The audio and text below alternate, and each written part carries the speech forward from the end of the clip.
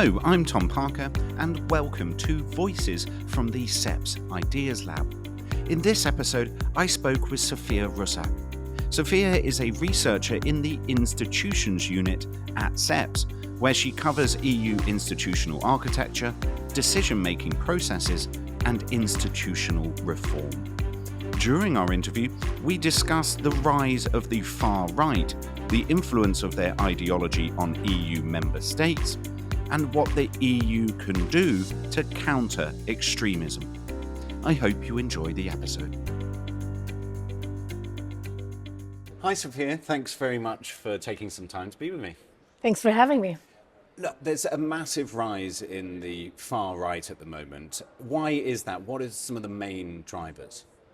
So I think the obvious answer to that question is always migration, right? That's what everybody immediately says and thinks. And it's true, of course, that far-right parties across Europe, across the world, are really kind of utilizing migration.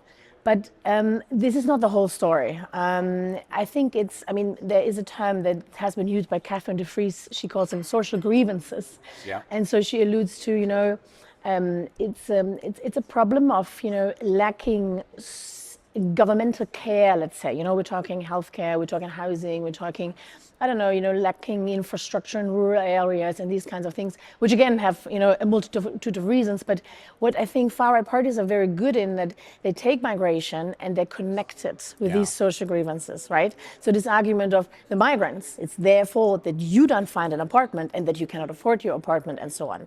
So I think this is the very powerful link that this is an increasingly complex world with complex geopolitical and economic issues, and they find very easy answers to this, which of course people like to hear in those difficult times, right? But I think it is particularly this linkage that is very powerful. But then, of course, yesterday we heard in one of the panels Professor Rodriguez Posé, I think, he was talking about the development trap. Right, mm-hmm. So he made large-scale studies looking in where of not only far-right but generally Eurosceptic parties most powerful, and he made a strong link between those areas which are lower income, lower growth, higher unemployment, and so on. So of course there is a strong economic issue, there's a strong migration issue, there's a link. Yeah. But it's also, social grievances, more generally speaking. Well, what can the mainstream do to prevent an increase in far-right support in Europe? Well, there really is, let's say, academically speaking, there's a few things that have been tried, from, ignoring to isolating, to imitating, to integrating. These are the four kind of steps. Okay. Practically speaking, however, we see that unfortunately, none of them really worked. Let's put it like this. It's very difficult to find an example, let's say in Europe, of a country where you would say they managed to get the numbers down. So even countries like Denmark, which is often quoted as one of the countries, where the far right, where the Social Democrats managed to have such a strong, quite radical stance on migration, that they push back the far right. Even there, we now see the emergence of another far right party. So there's an academic point of view and there's a practical point of view where we have to say nothing. I have the feeling it's not anymore about how do we get the numbers down, but the question has shifted more to how do we deal with this, right? So how and if so, to cooperate. So it's not about the rise, about the numbers anymore, but about the cooperation, yes or no. And here, the term cordon sanitaire, the firewall, right? Mm-hmm. So this means that it's basically an agreement of the pro-European forces or pro-democratic forces to exclude far-right parties from decision-making, but also, for instance, in parliaments from specific posts like vice presidents or committee chairs, rapporteurs, and so on. So you kind of you don't give them certain, influential functions. Has this worked? I'm not so sure. We see the firewall crumbling, and there's also, of course, a democratic argument to it, because if parties hit, let's say, 30%, is it still democratic to exclude them? You see what I mean? So I think it becomes increasingly difficult to uphold this cordon sanitaire, also from a democratic point of view. One more sentence on this, though. What we have to keep in mind is also that it can help. So what we saw in the Netherlands was that the support for the far right went immediately much higher when the mainstream said, when the center party said, we are willing to cooperate with them, you see? Because then the people have the feeling my vote is not lost. And it keeps people from voting parties sometimes still, from the extreme parties, when they have the feeling my vote will be lost because they won't be part of any government. So that is a pro argument. So it's a big debate, let's say, yeah. And there's no sort of tactical voting as well, right? I mean, that you're voting for more extreme parties because you're upset with perhaps duopolies that have existed for a while, and is there any of that? Well, there is of course a protest element in it, but I think we would play down the significance of the far right if we still look at it as a protest vote or a strategic vote. I mean, there's parts of. I mean, you've seen the elections in Germany, and we've all seen the map, and how the east of Germany looks like the country has never been reunited. And, in this part of Germany, the AfD, hit 40%. Some of the constituencies, Tino Kropala, one of the party leaders, in his constituency, he won his constituency with 48.5%. I mean, these are percentages.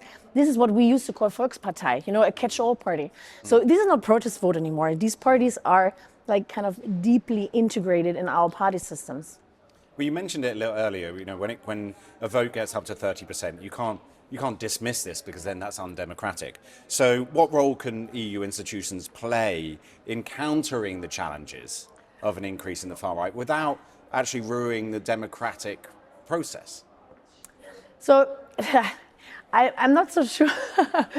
I can tell you how they reacted to it. I mean, what we see in the EP concretely, the two institutions that are most affected by this is the EP and the Council and the European Council, right? In the European Parliament, we see that after the European Parliament elections in last June, there's 25% of MEPs that sit now to the right of the EPP.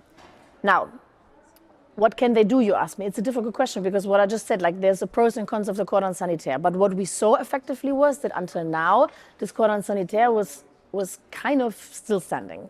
But since this term, it's not anymore, like really absolutely not. It's not crumbling anymore, it's absent. We see that the EPP is really rather, so there's two things. You allow others to vote for your, resolutions, amendments, and so on, or you vote yourself. And we saw even both cases. So there was even, it's not only because you can still say, you put something on the table, and then, the far right is voting for what you propose. And you can say, that's not my fault, what can I, That's already a little bit shady. But it even happened the other way around, that the CDU, the EPP were parts of, the German CDU, the German CDU was also part of, they even voted for an amendment that the AfD tabled.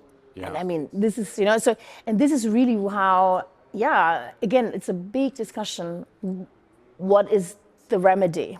And there's no catch-all solution for sure. But that is a kind of normalization that I find very, problematic. So that is the European Parliament. And then in the Council, the thing is that there is no such thing as a cordon sanitaire. Why? Because the Council, most decisions are made with qualified majority voting, but we know that even if even if decisions are made by qualified majority voting, the Council always tries to find unanimity. So this means that de facto, in almost all decisions made by the Council, so the formation where all 27 member states send their ministers and make decisions, these parties have a say, because the representation of far-right parties in the Council is on a steady rise. So we have 9 member states, 1/3 of all, where far-right parties either tolerate or are junior partners or even senior partners, leading the government. Wow, okay. So you see, the governments in the capitals, they define the makeup of the Council and the European Council, right?